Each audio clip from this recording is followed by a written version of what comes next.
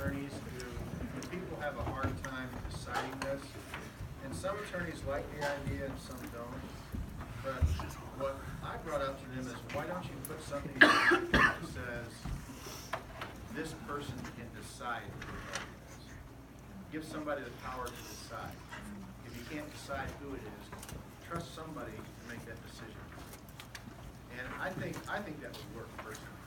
And some attorneys agree with that. I've never seen a document that has it in there. But if you have that person with the power to decide, you're giving them a lot of power at that point. So that's the one thing. But you can also have a guardian, you can have a successor guardian, you can have a sure. Okay. Question, Mary? Yes. If you're wanting to do like an amendment to your will, like you have to go through the same process of getting witnesses to sign the amendment to it? Yes, you do. Will amendments are actually called codicils. So a codicil to a will can be a quick and easy way to do a lot of things. So instead of going in and having the will completely redone, a codicil can just say, well, I was going to appoint, Sean to be my executor, but now I've changed my mind and I want Will to be my executor. So in paragraph 3, delete and replace it with this paragraph. Then you sign it with witnesses and put it on the back, and that's your codicil. What you can't do, but people do this all the time, is go to your will and line something out and write in what you want. I'm not kidding.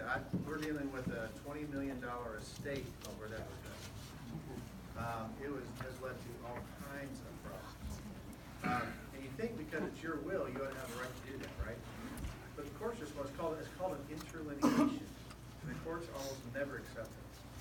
So it's much better to just go to an attorney, have a codicil or amendment done, get it notarized, get it witnessed, and then slap it on there and you're done. That's the best way to do it. If you ever see anybody, you're talking to mom and dad, you go, I wrote you in my will, I just find out so-and-so and put you in there. It's not going to happen. It's not gonna happen. Yep, anything else on that? Okay. Dying without a will. So, if you do own property in your name and you die without a will, it's called dying intestate. And so, what will happen is that go to court. The court said, they search for a will, they can't find one. It's determined that you don't have a will. The intestacy laws of Illinois then take effect, and your property is disposed of according to how those laws are written. So every state has their own intestacy laws. In the state of Illinois, half go to spouse and half goes to children. That's just the general rule. Then there's all kinds of, what if there is no spouse, what if there is no children, it kind of branches out from there. So I'll give you an example of this that actually happened to a client. Back in the 70s, early 70s, there was a farmer, had quite a bit of land, fair amount of money.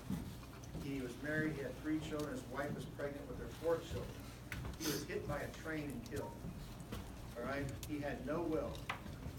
So what happened is that they went to court, and half of his estate, half of his ground and half of his money had to be put into a trust for his 4 children. And his wife had no control over that, basically. And then the other half went to his wife. So it really turned out poorly for them because it ended up over the years causing all kinds of family problems and family situations. But that was what the intestacy laws demanded, and so that's what was being done. So from 1973 until now, we are, I've got spreadsheets this big, that kind of, go out and outline how all these wills and trusts and everything connect together. It is a mess. If he would have had a will, it would have been a much more simple operation. Okay, so let's look at a couple examples. We're getting near the end now, so we'll just kind of test our knowledge and what's happened. So on this one, John and Jane are both 27 years old. It's the first marriage for both. That means a lot in these situations. They've been married for 3 years. They have 1 child, age 2, named Annabelle.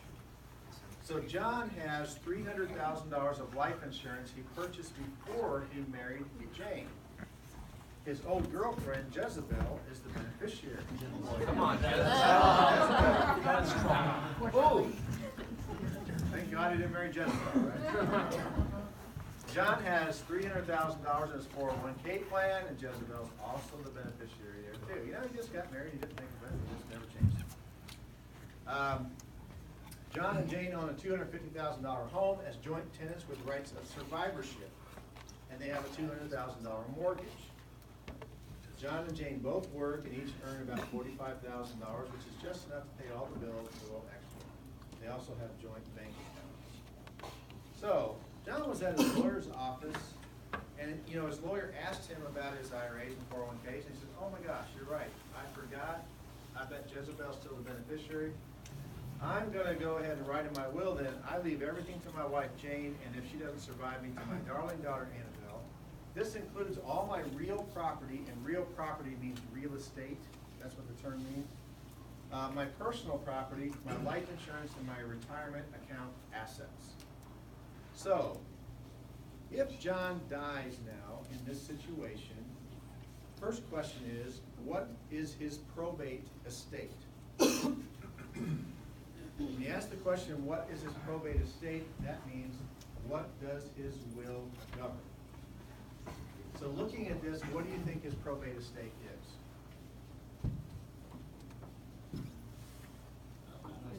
House. The home? What's that? Said $50,000 worth of a home? $50,000 worth of the home, okay? Because of the mortgage, so he Right. subtracted the mortgage out, okay? Anybody else? What's his probate estate? Kurt? Is it nothing? Nothing? All right, what do you think? Karen? I would just say the life insurance, the 401k, but Jezebel, it's also unknown, so she could easily keep that one. Yeah. Yeah, okay. Anybody else? The correct answer is 0. All right. He has no probate estate. I was hoping. Why not? This is governed by a beneficiary designation, and that's not in the probate estate. His 401k is governed by a beneficiary designation, not part of his probate estate. His home is in joint tenants with rights of survivorship, not governed by the probate estate. And they have joint bank accounts, not governed by the probate estate. He has no probate estate. He can write in his will with anything he wants to, and none of it's ever gonna get done. Jezebel gets $300,000 of life insurance.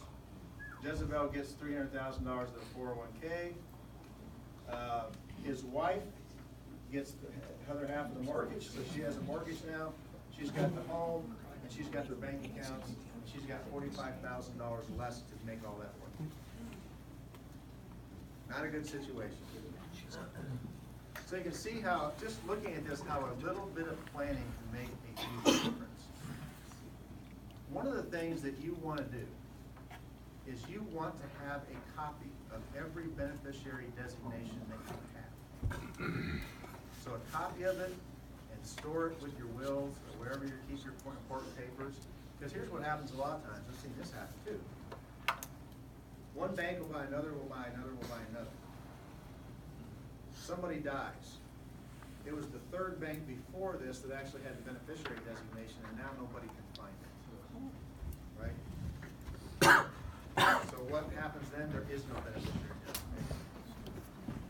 Now in this case, it would have been better if there were no beneficiary designations, because if he didn't have beneficiary designations, these two assets would have went to his probate estate because there was no beneficiary designation, and then his wife would have gotten it. Yes? So like when you get, let's say your employer offers like $10,000 in free life insurance essentially, is it better just not to sign any of the paperwork for who that goes to and just have it in your will, who would get that? I don't know if that makes sense or not, but I know recently I got the paperwork for that and whether or not I decide who that goes to. No, the best thing to do if you're married is just make sure your wife or whoever's that, you know, or trust if you've got some creative, something like that, that is outlined. You need to also have a contingent beneficiary. The contingent beneficiary is the beneficiary that goes, that the life insurance or 401k will go to if the primary beneficiary is not alive. So it's important to have those. If you have life insurance or 401ks that go to your estate, there's a a lot of problems, I mean, it'll eventually get to where it's supposed to go according to your will, if that's the way you wanted it. But it may take 9 to 12 months. So, I mean, his wife in this situation may not get any of that money for 9 to 12 months. Can she survive financially for 9 to 12 months? Including life insurance, yeah. Right, all of it. So if this life insurance is in, if she's named the beneficiary, she'll have a $300,000 check in a couple of weeks. That's all it's gonna take. This asset, the 401K, she'd have transferred over into her name probably within 30 days. It wouldn't take very long. All she has to do is produce a death certificate to the company he worked for and and an affidavit showing that she maybe is the executor of the estate, and that's all that she needs, and then she can transfer it into her name. So pretty simple to do if you have that. If you don't have that, it's not simple at all. Where this really gets difficult is when you get into second marriages, right? Because then, especially if you have children from each of these marriages. And we're gonna look at an example of that in just a second. Any question about this one? We only got 2 more and then we're done. Jezebel's pretty lucky. Okay, this one, Peter and Penny, both 30 years old, first marriage for both, have been married for 5 years and have 1 child, age 3 named Jesse. Peter has $750,000 of life insurance. Penny is the primary beneficiary. Jesse's the secondary beneficiary. Penny has $500,000 of life insurance. Peter's the primary. Jesse's the contingent. So they did their homework there. They got that done right. They live in a rented home. They have similar wills, and their wills basically say, I leave everything to my spouse, and if she doesn't survive me, to our children. We wish for our friends John and Jane to be legal guardians of our children. Now, unfortunately, Peter and Penny die simultaneously in a motorcycle accident while Jesse's at the Citrus. What will happen? Yes? Jesse owns the money, the guardians can use those funds to help raise the child. Okay? Jesse can't own money. He's 3 years old. State will not allow a minor to own property.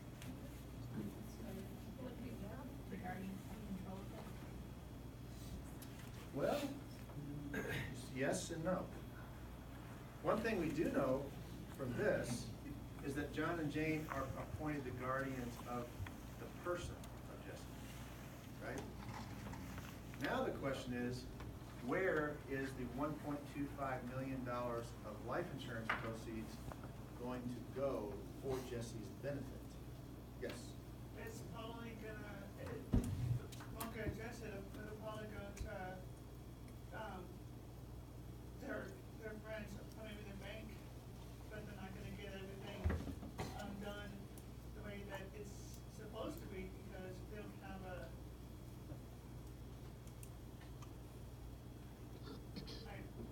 they have a will, but it didn't happen. They missed a step, didn't they? Yeah, that's what I'm trying to say. Yeah, you're right. You guys like that, they missed a step. The step that they missed in their will is they didn't create a guardian for these assets.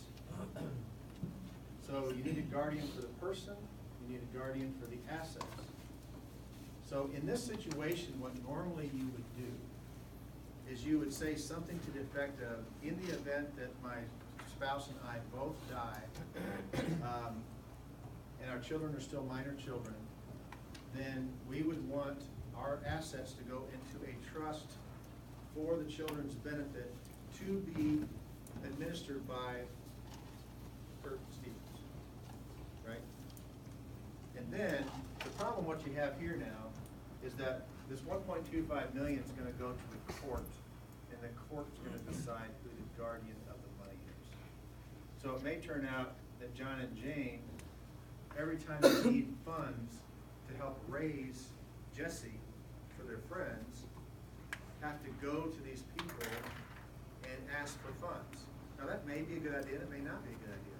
What if the people are family members who are hostile to John and Jane having control of that person, of Jesse? So, if you're gonna have somebody be the guardian of your children, you've gotta think through how are your assets that you're leaving for them, and hopefully you are leaving assets for them to raise that child, how are those